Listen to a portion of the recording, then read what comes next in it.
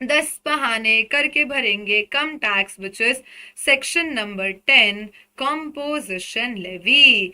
10 बहाने करके भरेंगे कम tax, section number 10 composition levy, जहां पे 10(1), 10(2), सेक्शन 10(1), 10(2) में आप कॉम्पोजिशन को ऑप्ट करते हो जब आप गुड्स में डील करते हो, या तो फिर पर्टिकुलरली बस एक सर्विस, कौन सी मैम, रेस्टोरेंट की सर्विसेज में हम डील करते हैं। अगर हम बाकी कोई भी सर्विस सप्लाई करते हैं रेस्टोरेंट के अलावा, हम अगर कोई भी सर्विस के बिजनेस में है, प्रोफेशन में है, तो हम क्या करेंगे, सेक्शन 10(2)(a) में कॉम्पोजिशन स्कीम को ऑप्ट कर लेंगे।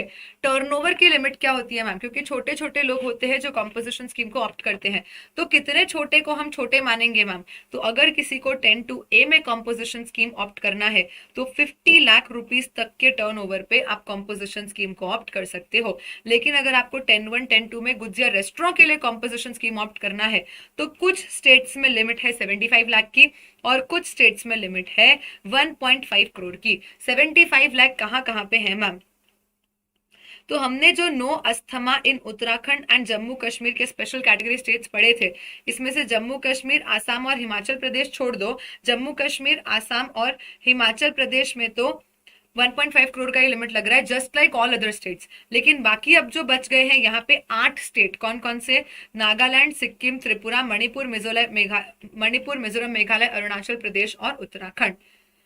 नागालैंड, सिक्किम, तेलंगाना, मणिपुर, मिजोरम, मेघालय, अरुणाचल प्रदेश और उत्तराखंड, यहाँ से अगर गुड्स या रेस्टोरेंट का बिजनेस करते हो तो 75 लाख, बाकी कहीं पे भी 1.5 CR, और सेक्शन 10(2)(a) में स्टेट्स को कुछ अलग नहीं किया है, सबके लिए ही 50 लाख का एग्रीगेट टर्नओवर का लिमिट अप्लाई हो जाएगा।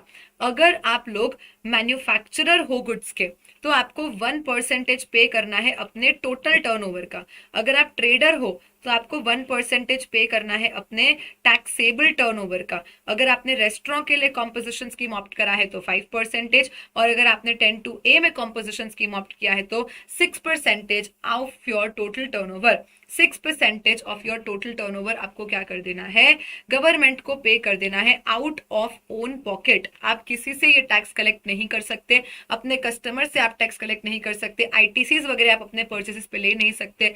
बस जो भी अमाउंट आपको पे करना है वो कैश लेजर में डिपॉजिट करके कैश लेजर से ही आपको क्या करना है, गवर्नमेंट को पे कर देना है। Right ma'am. अब मैम अगर मैं सेक्शन 10(2)(a) में कॉम्पोजिशन स्कीम लूँ सर्विसेज के लिए, जैसे कि क्वेश्चन बैंक में क्वेश्चन है दीप्ति सर्विसेज करके कि मैम वो हेयर स्टाइलिंग का सर्विसेज देती है। अब 40 मान लो कि उसने 35 लाख का हेयर स्टाइलिंग सर्विसेज दिया, अब साथ में मैम उसने थोड़ा सा शैम्पू भी बेच दिया, मैम 8 लाख का उसने साथ में थोड़ा सा शैम्पू भी बेच दिया, तो बोलो will she be eligible to continue composition in section 10(2)(a? Ma'am 35 + 8 is 43 lakh, which is less than 50 lakh, तो यस मैम चलेगा। 10(2)(a) में आप सर्विसेज के साथ कितना सा भी गुड्स दे दो तो चलता है, कोई रिस्ट्रिक्शन कोई कंडीशन नहीं है, बस टोटल सब कुछ मिला के 50 लाख तक होना चाहिए। हाउएवर मैम 10(1), 10(2) में हमें स्ट्रिक्टली गुड्स रेस्टोरेंट सप्लाई करना है तो स्ट्रिक्टली गुड्स रेस्टोरेंट ही सप्लाई करना है। अगर आपको बाकी दूसरा कोई भी थोड़ा बहुत सर्विस दे देना है तो आपका जो प्रिसीडिंग फाइनेंशियल ईयर का टर्नओवर है उसका 10% या तो फिर 5 lakh rupees ma'am, whichever is higher है, उतना ही आप दूसरा कोई सर्विस दे पाओगे, इससे ज्यादा दूसरा कोई सर्विस आप नहीं दे पाओगे। सर्विसेज देना है तो फिर 10(2)(a) में ऑप्ट करो, क्योंकि यहाँ पे 6% का रेट है ना, इधर रेट कम है 1%, 5% ही है, तो यहाँ पे आपको दूसरी सर्विसेज कैसे देने देंगे, क्योंकि आप कम जीएसटी पे कर रहे हो। Right ma'am. तो हमने टर्नओवर देखा। अब मैम टर्नओवर ये जो आपने बताया कि 75 लाख 1.5 करोड़ 50 लाख का जो लिमिट आपने बताया, तो मैम उसमें एग्रीगेट टर्नओवर गिनना कैसे है, तो मैं रजिस्ट्रेशन चैप्टर में वापस नहीं बताऊंगी, अभी अपन साथ में ही इसको खत्म करेंगे। एग्रीगेट टर्नओवर कॉम्पोजिशन स्कीम में भी आता है और एग्रीगेट टर्नओवर रजिस्ट्रेशन में भी आएगा, तो दोनों के एग्रीगेट टर्नओवर का बस एक ही डिफरेंस है, बाकी पूरा सेम। तो मैम कॉम्पोजिशन पर्सन के एग्रीगेट टर्नओवर में सब कुछ इंक्लूड हो जाता है, all the interstate supplies, exempt supplies, taxable supplies, exports जो भी है, B it interstate supply, B it export, B it taxable supply, B it exempt supply, जितनी भी टाइप की जो भी सप्लाई करी है एक पर्सन ने, सारी की सारी ऑल इंडिया बेसिस पे सिंगल पैन में, मतलब मैम मेरी 5 ब्रांच है, एक गुजरात में, एक राजस्थान में, एक महाराष्ट्र में, एक गोवा में, एक तमिलनाडु में, तो सारी ब्रांचेस से सब कुछ मिला के यहाँ पे हम बोलेंगे कि भाई जितना भी टोटल टर्नओवर आपने पूरे इंडिया में किया है वो क्या हो जाएगा, कॉम्पोजिशन स्कीम का पार्ट बन जाएगा। बस आपको कभी भी जीएसटी को अपने टर्नओवर का पार्ट नहीं बनाना है, मतलब एक्सक्लूसिव जीएसटी टैक्सेबल वैल्यूज को टर्नओवर में गिनना है। और अगर आपने किसी इनवर्ड सप्लाई पे आरसीएम भर दिया है तो वो भी आपका टर्नओवर नहीं है, आपके लिए तो वो परचेज ही है। जिसका आउटवर्ड सप्लाई है उसी के टर्नओवर में वो आता है। एंड प्लस यहाँ पे कॉम्पोजिशन स्कीम के लिए हम बोलते हैं कि अगर किसी को लोन डिपॉजिट एडवांस दिया जिससे इंटरेस्ट या डिस्काउंट इनकम हुई, अगर किसी को लोन डिपॉजिट एडवांस दिया जिससे इंटरेस्ट या डिस्काउंट इनकम हो गई, तो इसको भी जीएसटी के कॉम्पोजिशन स्कीम के एग्रीगेट टर्नओवर का पार्ट नहीं गिनना है। अगर मैं आपको रजिस्ट्रेशन स्कीम का एग्रीगेट टर्नओवर सिखाऊं तो it is ditto same to same as composition person, बस एक ही डिफरेंस है कि वहां पे इंटरेस्ट डिस्काउंट इनकम भी एग्रीगेट टर्नओवर का पार्ट बन जाती है। बस यही एक फर्क है कि मैम कॉम्पोजिशन स्कीम में हम बोलते हैं कि एग्रीगेट टर्नओवर में आप सब कुछ ले लो, बस अगर किसी को प्योरली लोन डिपॉजिट एडवांस दिया है तो उसकी इंटरेस्ट इनकम जो नॉर्मली जीएसटी में एग्जेम्प्ट होती है वो टर्नओवर का पार्ट मत लेना। बट रजिस्ट्रेशन चैप्टर में आपको सब कुछ टर्नओवर में गिन लेना है, including your interest discount income also. बोलो clear to everyone? Yes ma'am. तो मैम ये जो टर्नओवर हमने गिना है ना, ये अगर 75 लाख, 1.5 करोड़ या 50 लाख तक है तो हम कॉम्पोजिशन स्कीम को ऑप्ट कर सकते हैं। इससे ज्यादा हुआ तो हमको नॉर्मल स्कीम में जाना पड़ेगा। अब मैम हमको जो टैक्सेस पे करने होते हैं यहाँ पे वो क्वार्टरली बेसिस पे करने होते हैं। तो जैन फेब मार्च क्वार्टर का सारा पेमेंट मैं कर दूंगी 18 अप्रैल को, अप्रैल में जून का सारा पेमेंट मैं कर दूंगी 18 जुलाई को। तो एवरी क्वार्टर, अब जीएसटी में क्वार्टर क्या होते हैं, फिक्स होते हैं। मतलब मैम मान लो कि मैंने जीएसटी रजिस्ट्रेशन लिया 20 मार्च को, तो भी मेरा क्वार्टर तो 31 मार्च को खत्म हो ही जाएगा। अगर मैं आपको बोलूं कि 30 मार्च से 5 अप्रैल कितने क्वार्टर्स होते हैं, टेल मी एवरीवन। 30 मार्च से 5 अप्रैल, मैं पूछूं अगर आपसे कि जीएसटी में पार्ट ऑफ द क्वार्टर भी फुल क्वार्टर मानो, तो आप ऐसा सोच सकते हो कि मैम 30 मार्च से 5 अप्रैल तो सिर्फ 6-7 दिन ही हुए। मैम सिर्फ 6-7 दिन हुए तो ये तो कैसे, मतलब एक ही क्वार्टर होगा ना, एक क्वार्टर से कम ही हुआ ये। लेकिन फिर भी जीएसटी क्या बोलेगा कि मैम जैन फेब मार्च की एक डेट आ गई तो ये 1 क्वार्टर, और अप्रैल में जून की एक डेट आ गई तो ये 2 क्वार्टर। ये भले ही 5 मार्च से 30 मार्च से 5 अप्रैल हुआ, पर फिर भी अकॉर्डिंग टू जीएसटी ये क्या हो जाएगा मैम, 2 क्वार्टर्स हो जाएगा। तो कॉम्पोजिशन स्कीम के क्वार्टर्स क्या होते हैं, फिक्स होते हैं। आप एलिजिबल हो कि नहीं वो देखने के लिए आपको पैन इंडिया पूरा टर्नओवर का टोटल करना पड़ता है। पर जब आप अल्टीमेटली रजिस्ट्रेशन लेने जाते हो एज अ कॉम्पोजिशन पर्सन, तो आपको हर स्टेट में अलग अलग ही लेना होता है, और उस स्टेट में एक एक क्वार्टर में कितना टर्नओवर करते जा रहे हो उसका 1%, 5%, 6% आपको out of own pocket government को पे करना होता है। पे करने के लिए हम फॉर्म भरते हैं CMP-08। अब मैम रिटर्न तो हम पूरे साल में एक ही भरते हैं, विच इज GSTR-4। जल्दी से ड्यू डेट बता दो मैम। पूरे साल में हम एक ही रिटर्न भरते हैं, GSTR-4 annual return. As such law में लिखा हुआ है 31 दिसंबर ड्यू डेट है, बट प्रैक्टिकली कॉम्पोजिशन पीपल को आज नहीं भरना होता है, उनको मना कर रखा है, राइट। तो यहाँ पे हम बोल रहे हैं कि GSTR-4 एक रिटर्न जो पूरे साल में हमको भरना है, तो ये इसको हमको भर देना है साल खत्म होने के बाद 30 जून तक। Earlier the time limit was 30 April, but now FY 24-25 onwards से ये टाइम लिमिट क्या हो चुकी है, अब 30 जून हो चुकी है। तो मैम एलिजिबिलिटी के लिए पूरे इंडिया का टर्नओवर देखेंगे, और फिर जब टैक्सेस भरने जाएंगे तो एक एक स्टेट में कितना कितना टर्नओवर किया है, यही सेम एग्रीगेट टर्नओवर की डेफिनेशन एप्लीकेबल होगी, पर बस अब पूरे इंडिया का नहीं, एक एक स्टेट का गिनते जाने का, और हर क्वार्टर उस स्टेट में कितना कितना सप्लाई किया है उतना उतना गवर्नमेंट को क्या कर देने का, GST भर देने का, राइट मैम। उसके बाद कुछ लोग हैं जो कॉम्पोजिशन स्कीम लेने के लिए इनएलिजिबल है, कि भले ही उनका टर्नओवर मैम 75, 1.5, 50 लाख से कम है, पर फिर भी वो कॉम्पोजिशन स्कीम नहीं ले सकते। कौन कौन मैम?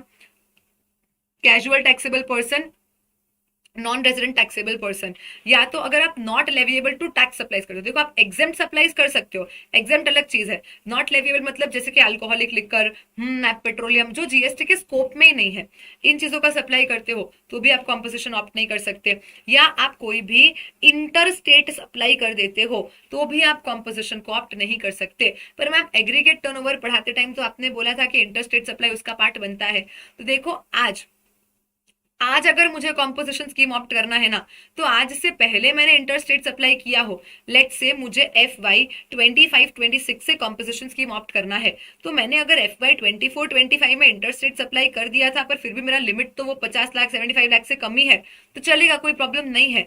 आज एक बार आप कॉम्पोजिशन पर्सन बन जाते हो ना, आज अगर एक बार आप कॉम्पोजिशन पर्सन बन जाते हो, उसके बाद आप आगे इंटर स्टेट सप्लाई नहीं करोगे, वरना आपको इनएलिजिबल बना देंगे, is what they are trying to say. कोई इंटर स्टेट सप्लाई नहीं। मैम मेरी एक ब्रांच गुजरात में, एक ब्रांच महाराष्ट्र में है, तो मैं ब्रांच टू ब्रांच ट्रांसफर भी ना करूं, इंटर स्टेट नहीं, 1 रुपए का भी इंटर स्टेट सप्लाई आप कर ही नहीं सकते हो।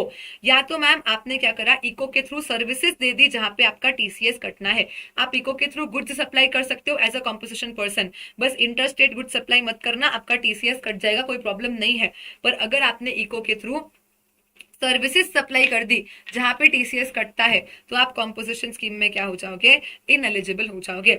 या तो लास्ट मैम आप मैन्युफैक्चरर हो, ट्रेडर होगे तो चलेगा। अगर आप मैन्युफैक्चरर हो, ice cream, pan masala, tobacco, aerated water, fly ash, bricks, blocks, aggregate, siliceous metals, earthen roofing tiles के क्या हो, आप मैन्युफैक्चरर हो, तो इस केस में भी आप कॉम्पोजिशन स्कीम को ऑप्ट नहीं कर सकते, चाहे आपका कितना भी टर्नओवर है, आप इंट्रास्टेट सप्लाईज कर रहे हो, सब कुछ बराबर है, but still manufacturer of ice cream, pan masala, aerated water, tobacco, fly ash, bricks, blocks, fossil meal, siliceous metals, earthen roofing tiles के मैन्युफैक्चरर्स कॉम्पोजिशन स्कीम को ऑप्ट नहीं कर सकते हैं।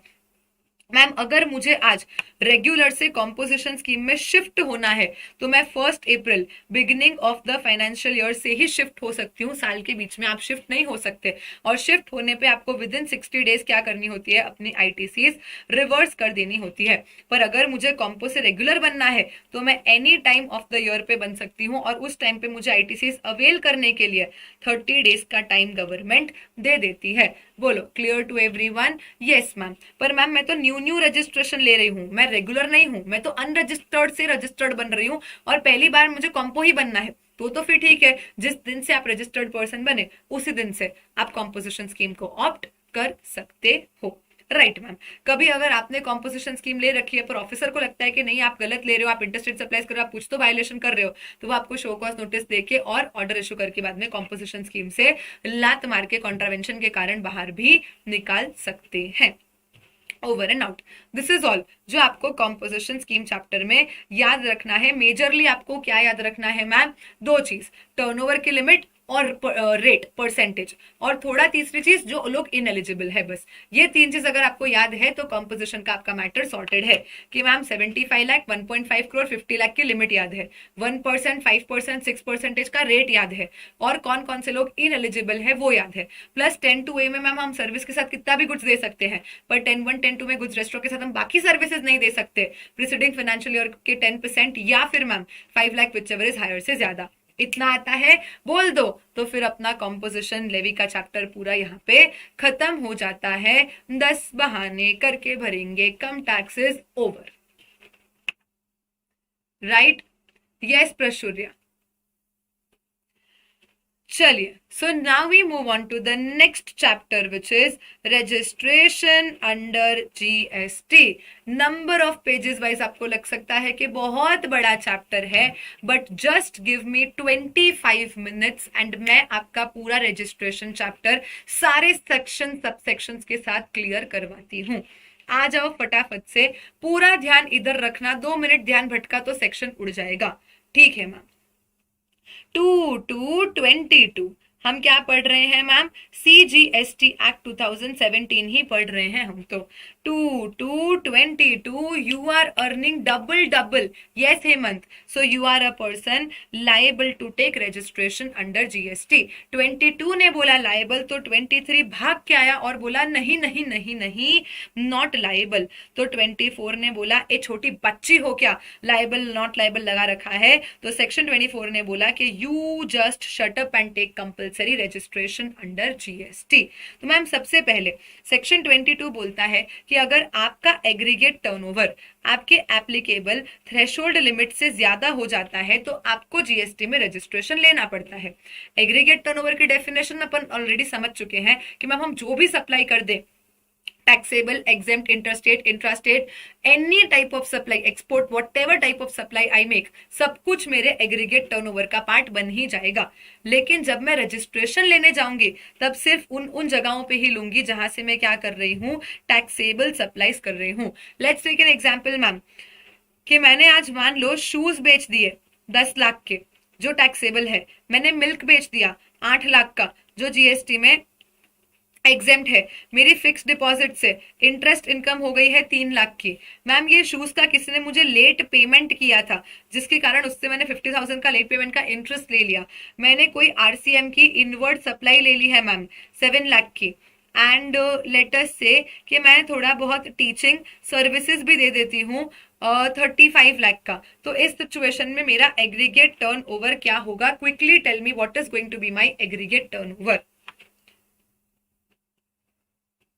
Ma'am be it exempt supply, taxable supply, interstate supply, intrastate supply, whatever it is, everything is going to be the part of my aggregate turnover. तो यहाँ पे ma'am बस एक इनवर्ड आरसीएम को छोड़ दो, बाकी हर चीज मेरे रजिस्ट्रेशन चैप्टर के एग्रीगेट टर्नओवर का पार्ट बन जाएगी। तो 10 + 8 + 3 + 35 + 50,000 जो भी आंसर आता है ये यहाँ पे क्या हो जाएगा, आपका एग्रीगेट टर्नओवर हो जाएगा। अब समझो मैम इस सिचुएशन में ऐसा हो सकता है कि सारी की सारी सप्लाईज तो मैं राजस्थान से करती हूँ, शूज, मिल्क, टीचिंग जो भी करती हूँ सब कुछ राजस्थान में करती हूँ मैम, बस सिर्फ और सिर्फ गुजरात में मेरी एफडी की इंटरेस्ट इनकम हो रही है और कुछ भी नहीं, पूर्वजों ने बहुत पैसा छोड़ दिया वहां पे पड़ा है, इंटरेस्ट इनकम मेरी हुए जा रही है। तो ये एग्रीगेट टर्नओवर में तो सब कुछ जुड़ जाएगा, पर क्या आपको गुजरात में रजिस्ट्रेशन लेना पड़ेगा? नहीं मैम, गुजरात में रजिस्ट्रेशन लेंगे नहीं, क्यों? क्योंकि गुजरात से कोई टैक्सेबल सप्लाई नहीं हो रही है। तो एग्रीगेट टर्नओवर गिनते टाइम आपको हर स्टेट का सब कुछ इंक्लूड कर लेना है, पर अल्टीमेटली मैम हम रजिस्ट्रेशन सिर्फ उसी स्टेट में लेंगे जहां जहां पे हम क्या कर रहे हैं, टैक्सेबल सप्लाईज कर रहे हैं। So whenever your aggregate turnover exceeds the threshold limit you have to take registration under GST, but only in those states from where you are making taxable supplies, right ma'am. तो ये threshold limits क्या है, notes में आ जाओ फटाफट से ma'am. Threshold limit बोलती है कि अगर आपने कोई भी टैक्सेबल सप्लाई कर दी, कहां से, नागालैंड, मणिपुर, मिजोरम या त्रिपुरा से, अगर आपने no MMT which is Nagaland, Manipur, Mizoram या त्रिपुरा से कोई भी टैक्सेबल सप्लाई कर दी, तो आपकी पूरे इंडिया की टर्नओवर लिमिट गिर के क्या हो जाएगी मैम, 10 लाख रुपए की हो जाएगी, कि 10 लाख से ज्यादा टर्नओवर होते ही मुझे जीएसटी में रजिस्ट्रेशन ले लेना पड़ेगा। लेकिन मैम मान लो कि मैं नागालैंड से सिर्फ alcoholic liquor for human consumption बेचती हूँ, नागालैंड में मेरी सिर्फ एफडी की इंटरेस्ट इनकम है, मतलब मैम नागालैंड से मैंने कोई टैक्सेबल सप्लाई नहीं की है, तो फिर ऐसे केस में बाकी स्टेट्स में आप क्या करते हो, उस हिसाब से आपकी लिमिट चेक हो जाएगी। तो मैम बाकी स्टेट्स में हम सबसे पहले देखते हैं stamp in Uttarakhand. What is stamp in Uttarakhand? Sikkim, Telangana, Arunachal Pradesh, Meghalaya, Puducherry और उत्तराखंड।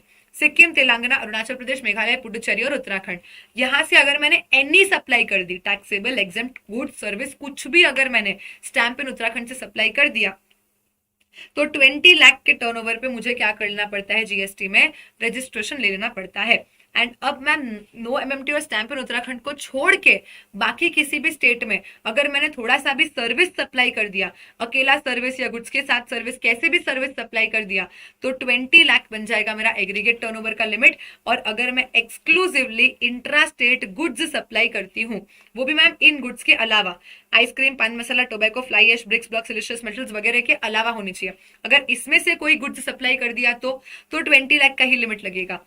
एरेटेड वाटर के लिए आपको 40 का मिलता है, बाकी ये जो सारे गुड्स के नाम लिखे हैं, ice cream, pan masala, tobacco, fly ash, bricks, block, siliceous metals, earthen roofing tiles, इनके लिए 40 लाख का बेनिफिट नहीं मिलेगा, 20 का ही मिलेगा।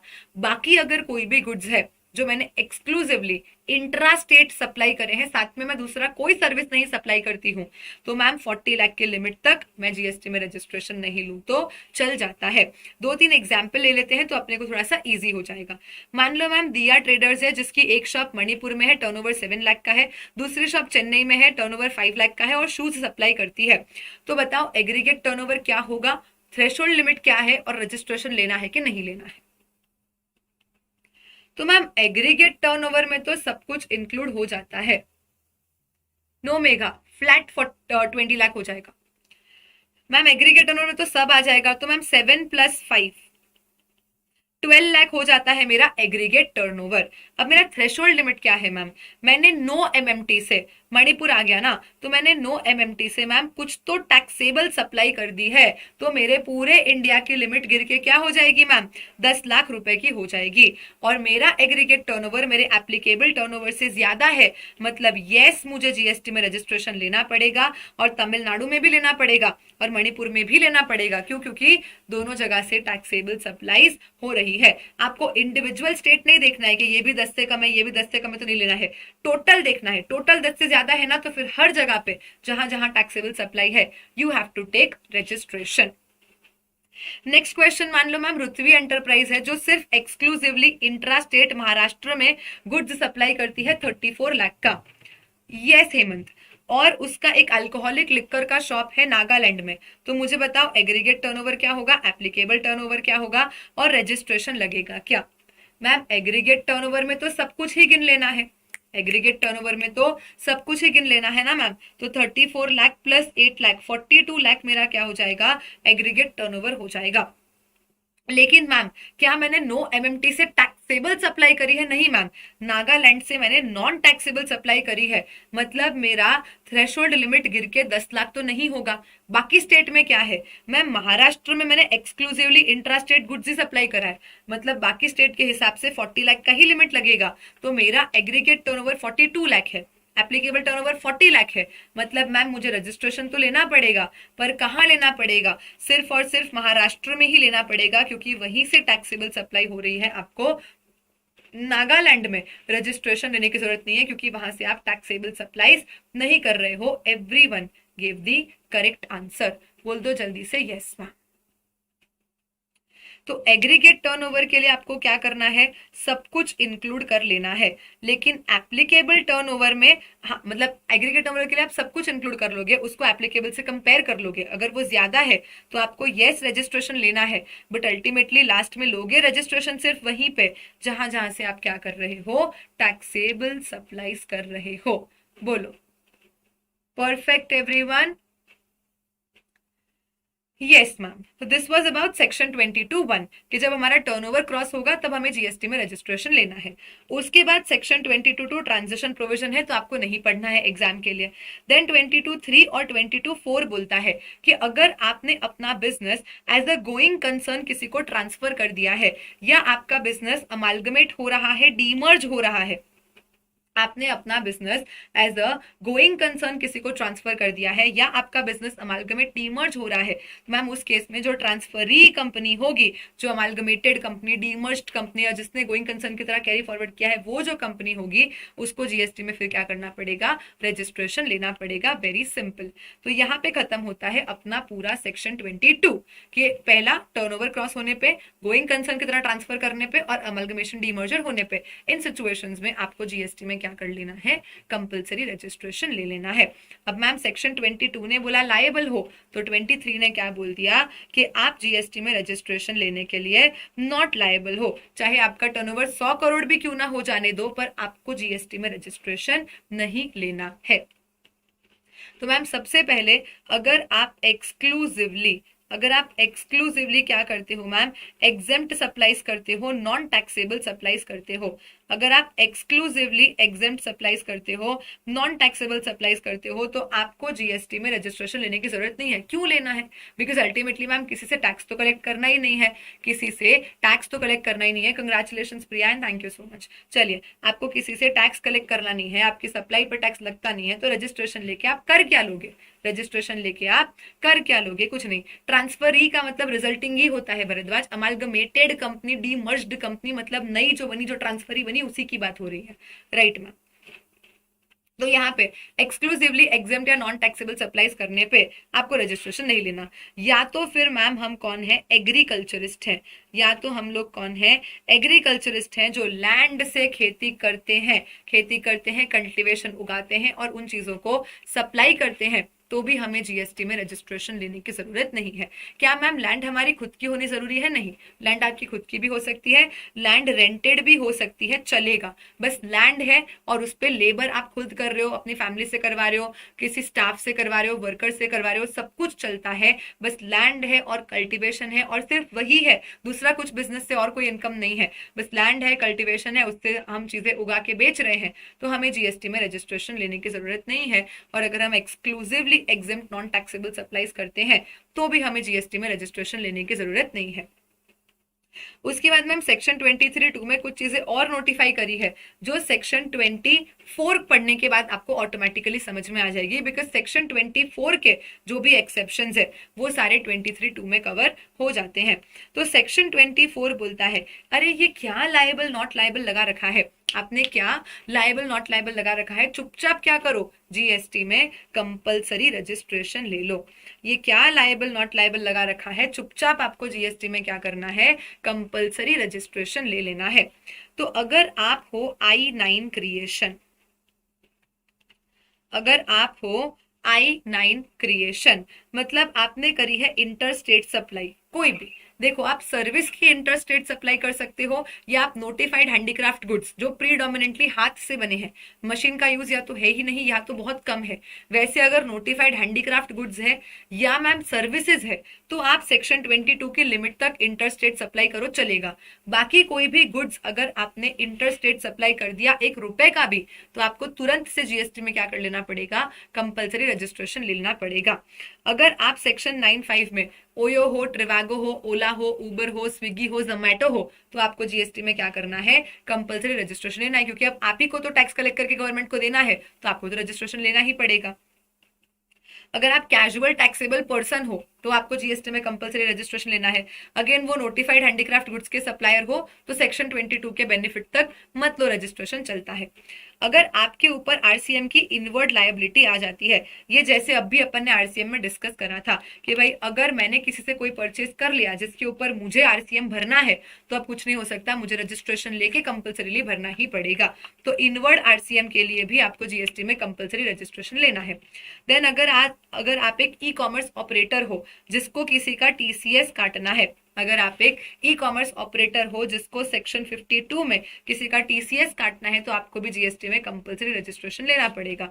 फिर अगर आप एजेंट हो, आप टैक्सेबल प्रिंसिपल के बिहाफ पे टैक्सेबल एजेंट हो, किसी टैक्सेबल प्रिंसिपल के बिहाफ पे आप टैक्सेबल एजेंट हो, तो आपको भी जीएसटी में कंपलसरी रजिस्ट्रेशन लेना है। Then TDS deductor under section 51, input service distributor under section 20, online information database access retrieval services and online money gaming outside India to India और नॉन रेजिडेंट टैक्सेबल पर्सन। ये तो सब simple है, ये सब तो क्या है, सिंपल से लोग है कि भाई TDS deductor, ISD, OIDAR, online money gaming, non resident taxable person, casual taxable person, e commerce operator जिसको टीसीएस काटना है, एजेंट, इन सबको क्या करना है, जीएसटी में कंपलसरी रजिस्ट्रेशन ले लेना है। Right ma'am. तो अब जो सेक्शन 23(2) है वो क्या बोलता है कि भाई किस किस को रजिस्ट्रेशन नहीं लेना। तो देखो अगर आप सर्विसेज का इंटर स्टेट सप्लाई करते हो तो आपका जो 10 लाख 20 लाख का लिमिट है तब तक आप मत लो रजिस्ट्रेशन। फिर अगर आप वही नोटिफाइड हैंडीक्राफ्ट गुड्स का सप्लाई करते हो तो अगेन अप टू 10-20 जो भी आपके ऊपर लिमिट एप्लीकेबल है वहां तक आप रजिस्ट्रेशन मत लो। फिर अगर आप ई कॉमर्स ऑपरेटर के थ्रू सर्विसेज सप्लाई करते हो, किसी भी इको के थ्रू, अगर आप किसी भी इको के थ्रू सर्विसेज सप्लाई करते हो, इवन आपका टीसीएस भी वहां पे कटना होता है, लेकिन फिर भी अगर आपने किसी भी इको के थ्रू सर्विसेज सप्लाई कर दी तो आपको जीएसटी में अप टू 10 लाख 20 लाख जो भी आपका एप्लीकेबल लिमिट है वहां तक रजिस्ट्रेशन लेने की जरूरत नहीं है। पर अगर आपने इको के थ्रू गुड्स सप्लाई कर दिए जहां आपका टीसीएस कटना है तो देयर आर 8 कंडीशंस जो आपको फुलफिल करनी पड़ती है। आई रिपीट अगेन, आप इको के थ्रू कोई भी सर्विसेज सप्लाई कर सकते हो, 10 लाख 20 लाख तक रजिस्ट्रेशन मत लो, चलेगा, आपका टीसीएस नहीं कटेगा, कुछ नहीं होगा।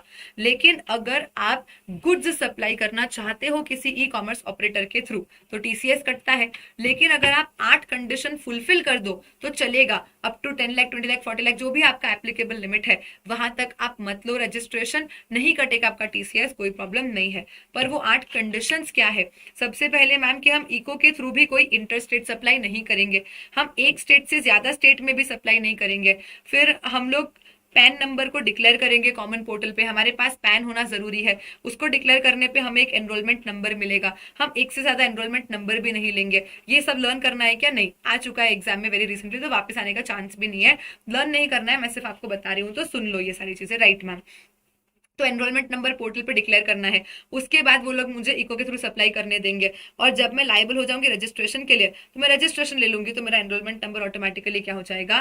कैंसिल हो जाएगा। तो ये सारी कुछ कंडीशंस है जो आपको क्या करनी है, पैन है प्लस पैन को डिक्लेयर करना है, ये भी एक कंडीशन है, एनरोलमेंट नंबर लेना है, उसके बिना आप काम कर नहीं पाओगे। तो ये सब कंडीशंस अगर फुलफिल हो जाए तो मैं 10, 20, 40 के लिमिट तक अनरजिस्टर्ड रह के इको के थ्रू गुड्स सप्लाई कर सकती हूँ। इसमें से कोई भी कंडीशन फुलफिल नहीं हुई तो मुझे क्या करना पड़ेगा? इसमें से अगर कोई भी कंडीशन फुलफिल नहीं होती है तो मैम फिर मुझे इको के थ्रू गुड्स सप्लाई करने के लिए भी रजिस्ट्रेशन लेना पड़ेगा। बाकी सर्विसेज ब्लैंकेटली बिना किसी कंडीशन के मैं इको के थ्रू 10, 20 के लिमिट तक आराम से सप्लाई कर सकती हूँ। मैम अगर मैं सिर्फ और सिर्फ आरसीएम की आउटवर्ड सप्लाई करती हूँ तो मुझे जीएसटी में रजिस्ट्रेशन लेने की जरूरत नहीं है। क्यों मैम? क्योंकि जो मेरे से परचेज कर रहा है इनवर्ड आरसीएम में वो रजिस्ट्रेशन लेके गवर्नमेंट को टैक्स भर रहा है ना, तो मुझे आरसीएम की आउटवर्ड सप्लाई करने के लिए रजिस्ट्रेशन लेने की क्या जरूरत है। लेकिन ये मेटल स्क्रैप सप्लायर को एप्लीकेबल नहीं है। मैम हमने अभी देखा था कि अगर एक यूआरपी, नो मिले इट्स नॉट दैट इंपॉर्टेंट, अगर एक यूआरपी एक आरपी को मेटल स्क्रैप सप्लाई करता है तो इसके ऊपर रिवर्स चार्ज मैकेनिज्म लगता है। राइट? यस। तो मैम हमने अभी अभी देखा कि भाई जिसके ऊपर भी आरसीएम लगना है वो कंपलसरी रजिस्ट्रेशन लेके आरसीएम भरेगा, तो मैम वो रजिस्ट्रेशन ले लेगा। जो भी आउटवर्ड सप्लाईज करता है उसको फिर रजिस्ट्रेशन लेने की जरूरत नहीं है। लेकिन मेटल स्क्रैप के केस में गवर्नमेंट बोलती है कि नहीं भाई देखो, अगर तुम आउटवर्ड सप्लाईज करते हो जहां पे मेटल स्क्रैप के लिए तुम्हारा रेसिपिएंट आरसीएम भरता है, लेकिन फिर भी जैसे ही तुम्हारा टर्नओवर 10, 20, 40 जो भी तुम्हारी एप्लीकेबल लिमिट है वो रीच हो जाए तो तुम as a metal scrap supplier चुपचाप रजिस्ट्रेशन ले लेना। बाकी सारे, अब जैसे कि मान लो कोई इंश्योरेंस एजेंट है, वो मान लो 10 करोड़ का भी इंश्योरेंस कमीशन इंश्योरेंस कंपनी से कमा रहा है, कोई प्रॉब्लम नहीं है, इंश्योरेंस कंपनी आरसीएम भर रही है ना, तो इंश्योरेंस एजेंट को रजिस्ट्रेशन लेने की जरूरत नहीं है। ये चीज मेटल स्क्रैप वाला पर्सन यूज नहीं कर सकता। मेटल स्क्रैप को अपना थ्रेशोल्ड लिमिट क्रॉस करने पे रजिस्ट्रेशन लेना ही पड़ेगा। बाकी सारे जो भी लोग हैं ना जो सिर्फ आउटवर्ड आरसीएम सप्लाईज करते हैं वो लोग जीएसटी में रजिस्ट्रेशन नहीं लेंगे तो चल जाएगा up to the threshold limit of section 22। Right ma'am, तो ये तो सब टाइम पास है। देखो जो भी सेक्शन 24 के एक्सेप्शंस बताए वही सब यहाँ पे सेक्शन 23(2) में आ गए, तो इसमें नया तो कुछ है ही नहीं। सेक्शन 24 बोलता है कि जो इंटरस्टेट सप्लाई करेगा वो रजिस्ट्रेशन लेगा, पर आप सर्विस और हैंडीक्राफ्ट गुड्स को इंटरस्टेट सप्लाई कर सकते हो 10, 20 के बेनिफिट तक। तो बस वही चीज यहाँ पे नोटिफाई कर दी कि हाँ भाई इंटर, तो ये आपको अलग से पढ़ने की जरूरत ही नहीं है। बस मेटल स्क्रैप वाला एक पॉइंट ध्यान में रखना कि जो भी आरसीएम की आउटवर्ड सप्लाई करता है उसको जीएसटी में रजिस्ट्रेशन लेने की जरूरत नहीं है, लेकिन मेटल स्क्रैप वाले को अपना टर्नओवर लिमिट रीच करने पे रजिस्ट्रेशन लेना पड़ेगा। जल्दी से बोल दो सब लोग यस मैम। डन है? हाँ।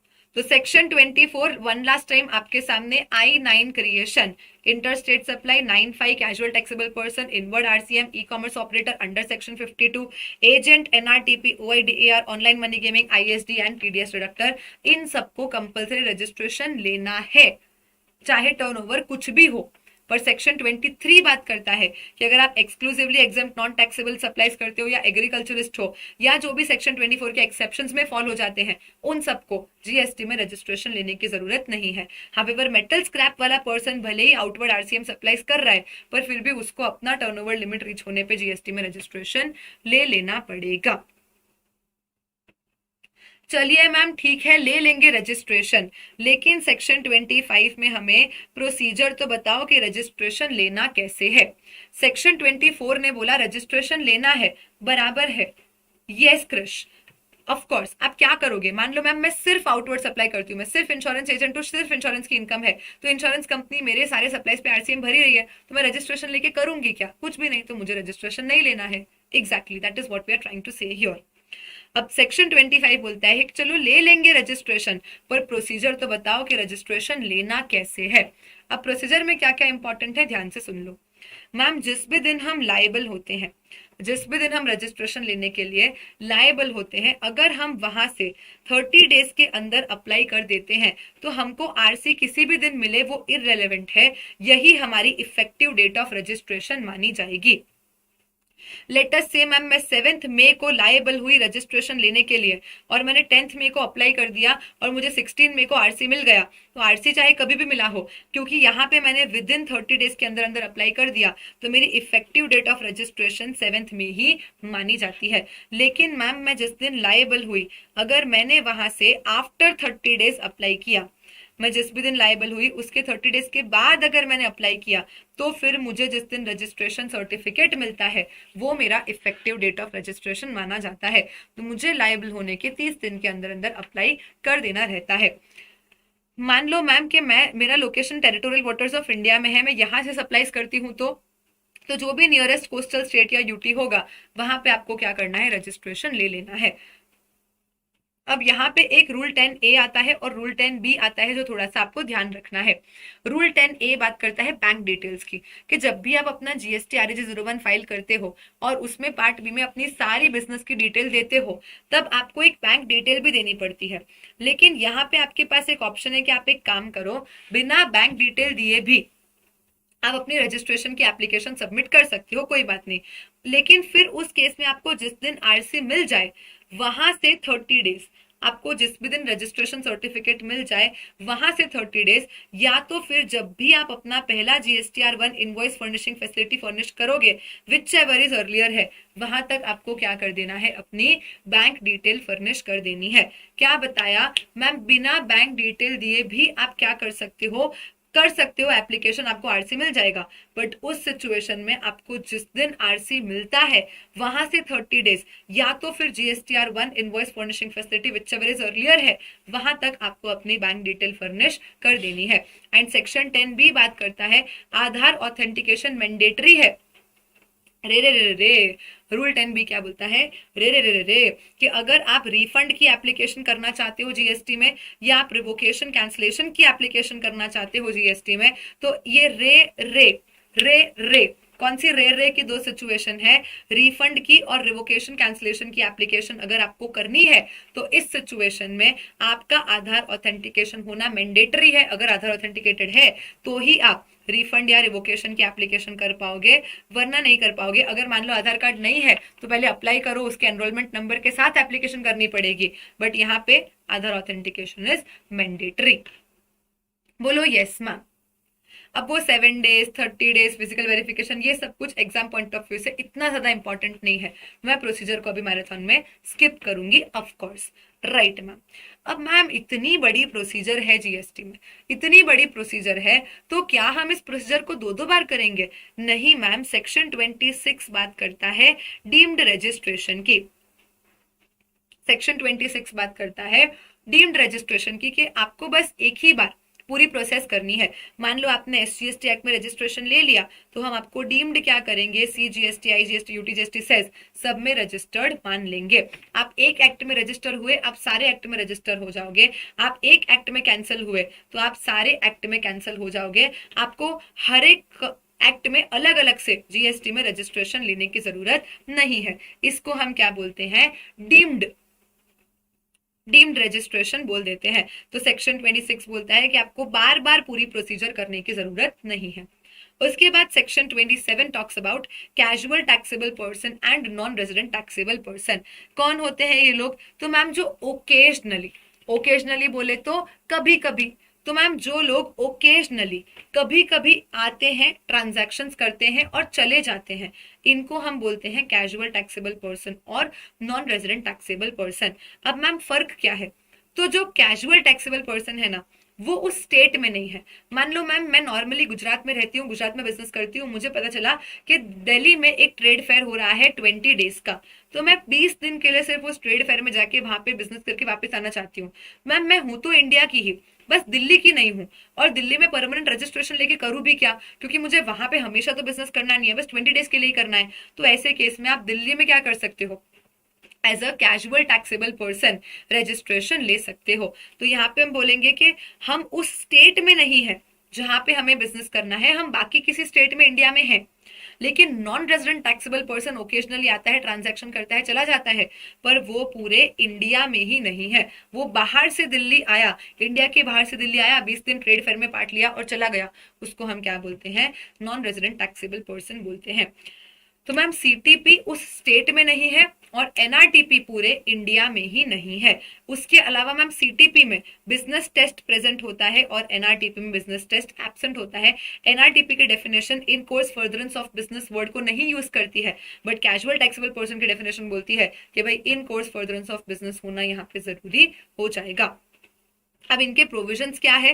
तो सेक्शन 27 बोलता है कि चाहे सीटीपी हो चाहे एनआरटीपी हो, जिस दिन उनको यहाँ पे आके ओकेजनली टेम्पररीली ट्रांजैक्शंस चालू करने हैं, उसके एटलीस्ट 5 दिन पहले इनको क्या करना पड़ेगा? रजिस्ट्रेशन के लिए अप्लाई कर देना पड़ेगा। जिस दिन आके इन लोगों को टेम्पररीली ओकेजनली यहाँ पे ट्रांजैक्शंस ऑफ सप्लाई करने हैं, उसके एटलीस्ट, अब मैम वो 7 दिन पहले 10 दिन पहले अप्लाई करे तो और बढ़िया है, पर कम से कम आके ट्रांजैक्शन करने हैं उसके 5 डेज पहले तो आपको अप्लाई करना ही पड़ेगा। मैम कितने दिन के लिए मैक्सिमम रजिस्ट्रेशन दे सकते हैं? या तो जितना पीरियड ये बता दे, ये खुद ही बोल दे कि 15 दिन, 20 दिन, 30 दिन, 35 दिन, जो भी है, या तो फिर 90 days which ever is earlier. मतलब अगर ये 100 दिन बोलेंगे तो भी हम क्या मानेंगे? 90 डेज। तो या तो इनका पीरियड या maximum 90 days which ever is earlier है, वहां तक हम मान लेंगे कि चलो भाई ओकेजनली है और इनको यहाँ ट्रांजैक्शंस करने देंगे एज सीटीपी एनआरटीपी। लेकिन मैम मान लो कि 95 डेज का, 100 डेज का ट्रेड फेयर था, तो आप इसको एक्सटेंशन भी करवा सकते हो, one time extension further 90 days का। तो मैम 90 ओरिजिनल टाइम लिमिट तो है ही, और प्लस मैक्सिमम एक ही बार मुझे फर्दर वन टाइम एक्सटेंशन मिल सकता है 90 डेज का। मतलब अगर मेरा ट्रेड फेयर 185 डेज का है तो वी आर वेरी सॉरी बाबू, कुछ नहीं हो सकता है। अगर आपका ट्रेड फेयर 185 डेज का हो जाता है, 90 प्लस 90 तो मैम 180 ही होता है। यहाँ तक तो हम मैक्सिमम खींच सकते हैं एक्सटेंशन के साथ भी, पर अगर इससे एक दिन भी ज्यादा है, मान लो 181 डेज भी है ना, तो आपको क्या करना पड़ेगा? नॉर्मल रेगुलर पर्सन की तरह जीएसटी में रजिस्ट्रेशन लेना पड़ेगा। और फिर जब आपका यहाँ पे काम हो जाए, ट्रांजैक्शन खत्म हो जाए, तो उस टाइम पे आप क्या करना? अपना रजिस्ट्रेशन कैंसिल करके, सरेंडर करके चले जाना। मैक्सिमम आपको 90 और one time extension of 90 days ही यहाँ पे प्रोवाइड कर पाएंगे। एंड वन लास्ट प्रोविजन इन लोगों के लिए ये है कि जब भी ये अप्लाई करते हैं रजिस्ट्रेशन के लिए, तो जो भी इनकी एस्टिमेटेड टैक्स लायबिलिटी रहेगी वो इनको क्या करनी पड़ती है? एडवांस में ही डिपॉजिट कर देनी पड़ती है। तो इनको ये जो लगता है कि 30 डेज, 35 डेज, 40 डेज, जितने भी दिन के ट्रेड फेयर में ये एक्सरसाइज कर रहे, पार्ट ले रहे हैं, वहां पे कितना इनका एक्सपेक्टेड सेल्स है, उस हिसाब से इनको कितना जीएसटी भरना आ सकता है, वो इनको एडवांस में ही क्या करना पड़ता है? अपने कैश लेजर में डिपॉजिट करवा देना पड़ता है। क्योंकि ये बाहर के लोग हैं, ये भाग गए तो हम क्या करेंगे? हमको इन पे विश्वास नहीं है, इसलिए एक बार गवर्नमेंट बोलती है तुम एडवांस में भर दो, फिर आगे क्या कर लेना? एडजस्टमेंट्स कर लेना, जो भी होगा। This is all about casual taxable person and non resident taxable person. उसके बाद मैम हम बात करते हैं सेक्शन 28, 29 और 30 की। 28 बात करता है अमेंडमेंट की, 29 बात करता है कैंसिलेशन की, और 30 बोलता है revocation of cancellation. Amendment, cancellation and revocation of cancellation. मान लो मैम कि मुझे रजिस्ट्रेशन तो मिल गया, बराबर है, उसके बाद मेरा मोबाइल नंबर चेंज हो गया, मेरा ईमेल आईडी चेंज हो गया, तो मुझे क्या करना है? मेरे रजिस्ट्रेशन सर्टिफिकेट में अमेंडमेंट करवाना है। तो अब अमेंडमेंट दो तरीके का हो सकता है, कोर फील्ड का अमेंडमेंट या तो नॉन कोर फील्ड का अमेंडमेंट। अगर आपको अपनी कोर फील्ड, कोर मतलब जो इंपॉर्टेंट है, जिससे सबको फर्क पड़ता है, मान लो आप अपना लीगल नेम चेंज कर रहे हो, आप एक नए पार्टनर को एडमिट कर रहे हो, रिमूव कर रहे हो, नए डायरेक्टर को ला रहे हो, रिमूव कर रहे हो, आप अपना एड्रेस चेंज कर रहे हो, ये सब इंपॉर्टेंट है, कोर है, तो ऐसे ही अमेंड नहीं करने देंगे। जिस दिन भी चेंज हुआ है उसके 15, अब ये सारे डेज आपको कोई याद रखने की एग्जाम पॉइंट ऑफ व्यू से तो खास जरूरत नहीं है, ठीक है मैम। तो मैम जिस भी दिन चेंज हुआ है उसके 15 डेज में हम एक बार अप्लाई कर लेते हैं, ऑफिसर सब कुछ चेक करके, हाँ तो हाँ, नहीं तो फिर एक बार एक्शन लेके नोटिस दे सकता है। उसने नोटिस दिया तो हमें रिप्लाई करना है, हम रिप्लाई करेंगे, फिर वो एक्शन लेगा, मतलब ये सब टाइम पास है, ठीक है। तो यहाँ पे हम क्या बोल देंगे? सिंपली कोर फील्ड में हमें अप्रूवल लेना पड़ता है, ये जरूरी है। और मैम नॉन कोर फील्ड है, simple ma'am mobile number change हुआ है तो वो तो ओटीपी से भी ऑथेंटिकेट कर सकते हैं, उसमें क्या इतनी बड़ी बात है। तो ऐसे नॉन कोर फील्ड्स में आप डायरेक्टली पोर्टल पे REG14 सबमिट करो और आपका registration certificate as an RC amend हो जाता है, कोई प्रॉब्लम नहीं है। तो आपको ये टाइम लिमिट्स इंपॉर्टेंट नहीं है, पर आपको ये पता होना इंपॉर्टेंट है कि कोर फील्ड के लिए आपको अप्रूवल लगता है और नॉन कोर फील्ड में बिना अप्रूवल के आप ऑटोमेटिकली पोर्टल पे क्या कर सकते हो, अपना RC एप्लीकेशन करके अमेंड कर सकते हो। लेकिन मैम दो चीजें ऐसी है, नो कृतिका, दो चीजें ऐसी है जहां पे अमेंडमेंट पॉसिबल नहीं है। अगर आपका पैन चेंज हो जाता है, मैम पैन कैसे चेंज हो सकता है, मान लो आप प्रोप्राइटरशिप फर्म थे, आप पार्टनरशिप बन गए, आप पार्टनरशिप थे, आप कंपनी बन गए, तो कंपनी का पैन अलग होता है, पार्टनरशिप का पैन अलग होता है। तो अगर आपका पूरा पैन चेंज हो जाता है, या तो मान लो कि आपका एड्रेस एक ही स्टेट में चेंज होता है तो वो कोर फील्ड है, पर अगर आपका पूरा स्टेट चेंज हो जाता है तो मैम GST में तो स्टेट कोड लगता है। अब जैसे मैं पहले गुजरात रहती थी, अब मैं महाराष्ट्र शिफ्ट हो गई, मेरा स्टेट कोड बदल गया, तो क्या मैंने अमेंडमेंट करवाया? नहीं, मुझे गुजरात रजिस्ट्रेशन कैंसिल करके महाराष्ट्र में GST में नया रजिस्ट्रेशन लेना पड़ा। Are you understanding? Yes ma'am. तो कोर फील्ड के लिए अप्रूवल चाहिए, नॉन कोर फील्ड आप अपने आप अमेंड कर सकते हो एप्लीकेशन करके। लेकिन मैम अगर आपका पैन चेंज होता है या आपका स्टेट चेंज होता है तो इस केस में आप फिर अमेंडमेंट नहीं कर सकते, आपको GST में नया रजिस्ट्रेशन ही लेना पड़ता है। Right ma'am. सेक्शन 29 की कुछ चीजें MCQ के लिए इंपॉर्टेंट है, तो ध्यान से सुनना 2 मिनट। सेक्शन 29 बोलता है कि अमेंड फमेंड क्या करना, हम तो रजिस्ट्रेशन को कैंसिल ही करेंगे। अब रजिस्ट्रेशन को कैंसिल करने में दो चीजें आ जाती है। पहला कि मैम हम खुद ही अप्लाई कर रहे हैं, हम खुद ही बोल रहे हैं कि भाई बस अब बहुत हो गया, बिजनेस नहीं करना, हम बिजनेस डिसकंटिन्यू कर रहे हैं, बिजनेस बंद कर रहे हैं। या मैम हम स्टेट चेंज कर रहे हैं तो नए स्टेट में नया रजिस्ट्रेशन लेंगे तो पुराने का कैंसिल करना है। या मैम हम पार्टनरशिप से कंपनी बन गए तो एज अ कंपनी नया रजिस्ट्रेशन लेंगे तो पार्टनरशिप का कैंसिल करना है। तो ये जेन्युइन रीजन है। या मान लो मैम डेथ हो गई तो जो बच्चे हैं, जो लीगल हायर्स है, उनको बिजनेस कंटिन्यू नहीं करना आगे तो GST नंबर कैंसिल करवाना है। तो ये तो क्या हो जाते हैं मैम, जेन्युइन केसेस हो जाते हैं, जो ठीक है, जहां पे हम खुद ही एज टैक्स पेयर्स, हमारे लीगल हायर्स अप्लाई करके रजिस्ट्रेशन कैंसिल करवाना चाहते हैं। लेकिन मैम इंपॉर्टेंट ये है कि अगर हमने कोई कांड कर दिए तो प्रॉपर ऑफिसर हमें एक अपॉर्चुनिटी ऑफ बीइंग हर्ड देके सुओ मोटो भी हमारा रजिस्ट्रेशन जबरदस्ती कैंसिल कर सकता है। मैम कब कब हम ऐसा क्या क्या कर सकते हैं जिसके कारण हमारा रजिस्ट्रेशन सुओ मोटो कैंसिल हो सकता है? तो देखो, अगर आप एक मंथली रिटर्न फाइलर हो और आपने 6 कंसेक्यूटिव मंथ्स तक रिटर्न भरा ही नहीं है, 6 महीने हो गए फिर भी भर नहीं रहे, पेमेंट कर नहीं रहे, तो प्रॉपर ऑफिसर आपका रजिस्ट्रेशन सुओ मोटो कैंसिल कर सकता है। अगर आप QRMP स्कीम वाले पर्सन हो, मतलब आपको रिटर्न क्वार्टरली भरने होते हैं, तो 2 टैक्स पीरियड हो गए। मैम 2 टैक्स पीरियड मतलब अल्टीमेटली 2 क्वार्टर मतलब 6 महीने ही हुए, पर हम लिखते हैं कैसे, 2 टैक्स पीरियड हो गए और आपने रिटर्न नहीं भरा तो आपका रजिस्ट्रेशन कैंसिल हो सकता है। आप कॉम्पोजिशन पर्सन हो तो मैम कॉम्पोजिशन पर्सन को तो पूरे साल में एक रिटर्न भरना है GSTR4। इसको भरने की ड्यू डेट को जाके भी ऑलरेडी 3 महीने ओवर ड्यू हो चुका है कि मैम 30 जून तो मेरी ड्यू डेट थी, अब जुलाई अगस्त सितंबर भी गया फिर भी मैं रिटर्न नहीं भर रही हूँ, तो एक रिटर्न भरना है पूरे साल में, उसको भरने की भी ड्यू डेट को गए 3 महीने जा चुके हैं, तो मेरा रजिस्ट्रेशन सुओ मोटो कैंसिल हो सकता है। या मैम मैंने वॉलेंटरी रजिस्ट्रेशन लिया था, मैंने वॉलेंटरी रजिस्ट्रेशन लिया था और 6 महीने हो गए मैं बिजनेस चालू ही नहीं कर रही, मैंने बोला कि रजिस्ट्रेशन दो, मुझे बिजनेस चालू करना है करके रजिस्ट्रेशन लिया और अब 6 मंथ्स हो गए, I am not commencing my business. या तो मैम मेरा रिवोकेशन ऑफ कैंसिलेशन हुआ और उसके 30 डेज के अंदर अंदर भी मैं मेरे रिटर्न नहीं भर रही हूँ। इन सारी सिचुएशंस में प्रॉपर ऑफिसर मेरा रजिस्ट्रेशन सुओ मोटो कैंसिल कर सकता है। MCQ पॉइंट ऑफ इंपॉर्टेंट ध्यान रखना, ये अमेंडमेंट है तो ये आने के ज्यादा चांसेस है कि मैम जब भी हमारा रिवोकेशन ऑफ कैंसिलेशन हो जाता है तो रिवोकेशन के 30 दिन के अंदर अंदर हमको वो पहले की पीरियड के पेंडिंग रिटर्न्स भरने होते हैं। अगर आप वो नहीं भरते हो तो वापस आपका रजिस्ट्रेशन कैंसिल किया जा सकता है। अब इसके अलावा सिंपल सिंपल चीजें हैं कि मान लो अगर आपने fraud, wilful misstatement, suppression of fact करके रजिस्ट्रेशन लिया था, या फिर आप फेक इनवॉइसेस इशू करते हो, अपने डिक्लेयर्ड प्लेस ऑफ बिजनेस से बिजनेस नहीं करते हो, सेक्शन 16 को वायोलेट करके आईटीसी ले लेते हो, या तो फिर रूल 86 बी वायोलेट करते हो, रूल 86 ए बैंक अकाउंट डिटेल वाला वो वायोलेट करते हो, जीएसटीआर 1 में ज्यादा सेल दिखाते हो कंपेयर टू जीएसटीआर 3 बी, तो ये सारे नॉर्मल केसेस में, या मान लो कि आप एंटी प्रॉफिटरिंग प्रोविजंस को भी वायोलेट करते हो, तो इन सारे सिचुएशंस में प्रॉपर ऑफिसर आपका रजिस्ट्रेशन सुओ मोटो कैंसिल कर सकता है। लेकिन एमसीक्यू पॉइंट ऑफ व्यू से ये टाइम लिमिट्स थोड़ी ज्यादा इंपॉर्टेंट है, तो इनको ध्यान में रखना। Monthly return filer 6 month, quarterly return filer 2 tax period, composition person को 3 महीने ओवरड्यू हो चुके हैं, वॉलंटरी रजिस्ट्रेशन लिया 6 महीने हो गए, बिजनेस चालू नहीं कर रहे, या तो रिवोकेशन ऑफ कैंसिलेशन होने के भी 30 डेज के अंदर अंदर अपने पेंडिंग रिटर्न्स नहीं भर रहे हो, तो ये सारे केसेस में प्रॉपर ऑफिसर आपका रजिस्ट्रेशन सुओ मोटो कैंसिल कर सकता है।